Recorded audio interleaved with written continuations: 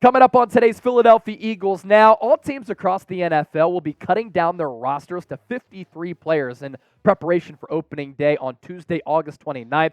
So on today's show, Eagles roster projection, who I think is going to make this club. First, though, you take a look at our programming schedule for what's to come over the next few days. Another watch party coming up on Thursday as the Birds play host to the Indianapolis Colts. Not sure if Nick Sirianni is going to play his starters or not. He has not said that yet as of Tuesday's recording. I hope so. I think it's important. And frankly, I'd like to watch the first string offense and defense. And then when the Eagles do cut down that 53-man roster, you know we're going to talk about it here on the show because that's what we do. So without further ado, let's take a look at the quarterback position. Now, Philadelphia, under Nick Sirianni, sometimes under Doug Peterson, they've held two quarterbacks on the active 53-man roster. But Tanner McKee has played so well that I think Philadelphia has to go with three quarterbacks on the 53. If you cut Tanner McKee, another team is going to scoop him up in a heartbeat, considering what he's been able to put on tape throughout the preseason. Timing, anticipation, big balls, throws, able to throw the ball downfield. He's been able to do some very mature quarterback things at that spot, and Philadelphia has to be thrilled with his development. I don't think they're going to cut bait with Marcus Mariota yet, so I'm going to three quarterbacks on the 53 for Philadelphia. To running back now, a position group that I think has been set in stone since after the Eagles preseason game against the Cleveland Browns. Because Trey Sermon fumbled, he missed in pass pro. I think he's on the outside looking in. I think that he is going to get cut.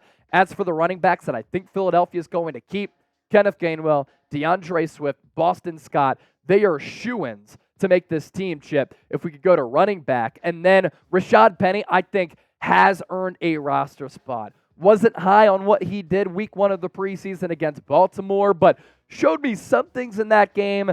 But throughout training camp, he's steadily been used and got some first-team reps along the way, so I think he's going to make this team as well. And the Eagles do need that short yardage physical back. Rashaad Penny can fit that bill if he's able to stay healthy. At wide receiver, tough decisions here, man. A.J. Brown, DeVonta Smith, Quez Watkins, easy. Olamide Zaccheaus, easy. After that, how many receivers do you want on the 53? And if it's 5, is Britton Covey going to make it? He's been out for a little while because of a hamstring injury. If Britton Covey does not make the team, who takes over as the team's return man? He has been trusted in that role. I think Philadelphia likes him in that role. If you go 6, I wouldn't hate Joseph Nagata, but I think that that is a player who Philadelphia could bring back on the practice squad. So 5 wideouts, it could be 6 for Howie Roseman and company. To tight end. Good roster battle here as far as the backups go. Dallas Goedert, one of the best tight ends in the National Football League. After that, Jack Stoll is serviceable. And the Eagles spent a draft pick 2 years ago on Grant Calcaterra, and he looks to be a very talented pass catcher in this league. Tough to let go of Tyree Jackson. The athletic freakiness that he has, you saw him galloping in the open field after taking that feed from Tanner McKee against Cleveland. Tough to move off of size like that, but again, this Eagles team is so loaded that they might only hold 3 tight ends so that they can hold another player at another deeper position. Offensive line. I didn't have too much of a difficult time along the trenches here on the offensive side of the football. Jordan Mailata, Landon Dickerson, Jason Kelce, Cam Jurgens, and Lane Johnson. That is your starting 5 up front. After that, Jack Driscoll is your swing tackle. Tyler Steen, I think, has made Dennis Kelly be on the roster bubble. And I don't think that Kelly, for my roster projection, is going to make the team because Steen has this nasty streak to him. He could play backup guard. He could play backup tackle. So basically, you have 2 swing tackles in Driscoll as well as Steen. That's really valuable. And then the backup center spot, Philadelphia might not have one on the roster, but if Jason Kelce were to get hurt, Cam Jurgens slides in there, and then you can put a Sua Opeta, a Josh Sills, a Tyler Steen at right guard. So that's 9 total offensive linemen for the Eagles offense. Grade the Eagles roster as a whole. I want to hear from you down in the comment section right now. A, B, C, D, or F. How do you think this roster shakes out? And as we look ahead to Thursday's game, get those bets in with our sportsbook partner, BetUS, the best sportsbook in the game, with the best deal that any sportsbook has to offer. You plug in that link down below, chatsports.com/EaglesBet, promo code Eagles125. You get that 125% deposit bonus. What that means is You put in $100, you get $125 back. That's $225 to game with. Preseason betting odds for some Thursday Night Football. The Colts, 4.5-point favorites. So Philadelphia, in every preseason game so far, they have been underdogs. And then the over-under still very low because there's not a lot of scoring in the preseason at 38 flat. Now let's segue to the defensive side of the ball. Edge defender specifically. Hassan Reddick, hopefully he's back week 1 with that thumb surgery. Josh Sweat, 11 sacks last year. Brandon Graham with 11. Hassan Reddick had those 16, 3.5 more in the playoffs. Nolan Smith, no practice on Tuesday, but I think that shoulder injury is going to be fine.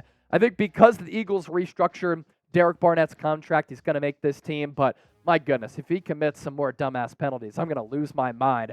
And then Patrick Johnson, been out for a little while because of that ankle injury, but is a good special teams player, and you already lost 2 special teams aces at the Sean Bradley spot, I should say, as well as Zach McPherson.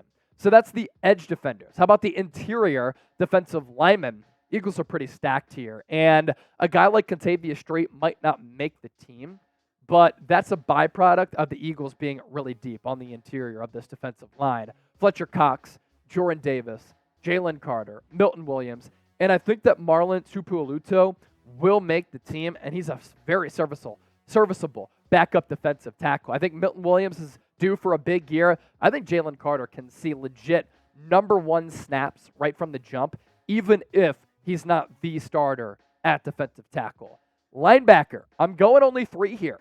And I think what Sean Desai might do, a lot of nickel sets, where you load that secondary with a lot of cornerbacks in the nickel slot spot, and then you only have 3 linebackers. And if an injury happens, of course, then you can find a way to pick up a linebacker off the scrap heap. I think that these linebackers are going to have some pressure taken off of them because the defensive line is going to occupy so much attention up front, and they're going to have free lanes to make plays like Nakobe did against the Browns on the goal line, forcing that fumble last week. But Nakobe Dean, Christian Ellis, Zach Cunningham. I think those are the 3 backers that make it, and I think the starters will be Nakobe Dean and Zach Cunningham, the latter of which played very well against Cleveland. Cornerback, the Eagles are deep here. Darius Slay and James Bradbury are your top outside corners. Avonte Maddox will start on the inside. Josh Jobe, high-level backup, and good for him. He was a UDFA last year out of Alabama who made the 53-man roster, and he could play. He's showing it once again in year 2. Keely Ringo, just because of his upside and potential, will make the team as a former 4th-round pick.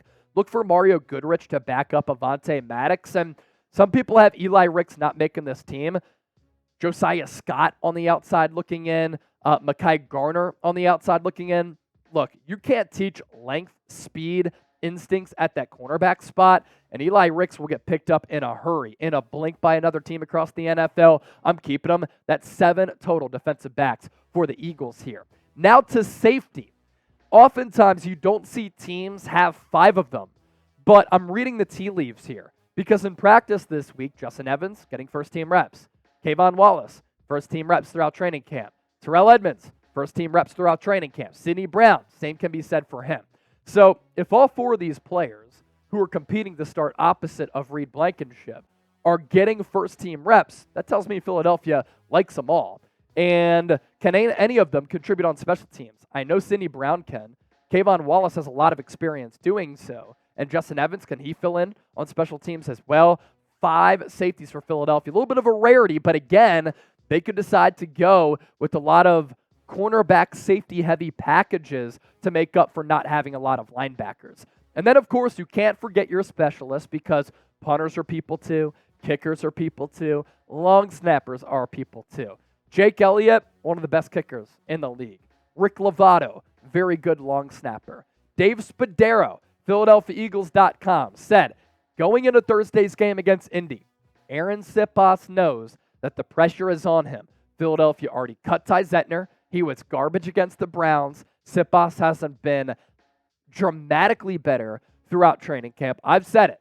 As long as Matt Araiza is cleared, I'd think about bringing him in. If Aaron Siposs struggles, look for Philadelphia to cut him, and then they have to find a new punter out there. So give me a Go Birds down in the chat. We appreciate you for tuning into the roster projection segment here on Eagles Now. Let me know how I did as well. A, B, C, D, or F. We appreciate you for tuning into the program today.